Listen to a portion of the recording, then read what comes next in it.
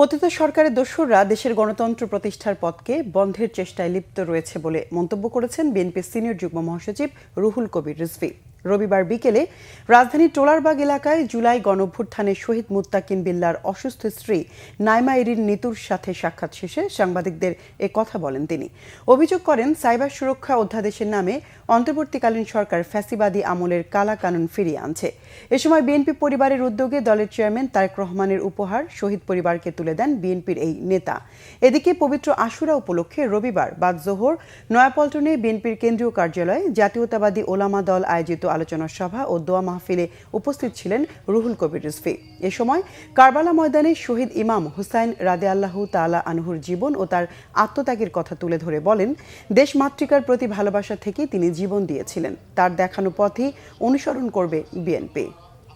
ফ্যাসিবাদের যে ছোবল, ফ্যাসিবাদ যেভাবে সাধারণ মানুষকে আক্রান্ত করতে গিয়ে, প্রতিবাদী মানুষ, গণতান্ত্রিক চেতনার মানুষকে আক্রান্ত করতে গিয়ে এই সমস্ত কালা কানুনগুলো তৈরি করেছিল, সেই কালা কানুনের অবশিষ্টাংশ এবং তার যে বিভিন্ন ভগ্নাংশ কেন এই সরকারের যে আইন করছেন, যে অর্ডিন্যান্স করছেন, তার মধ্যে সেটি থাকে।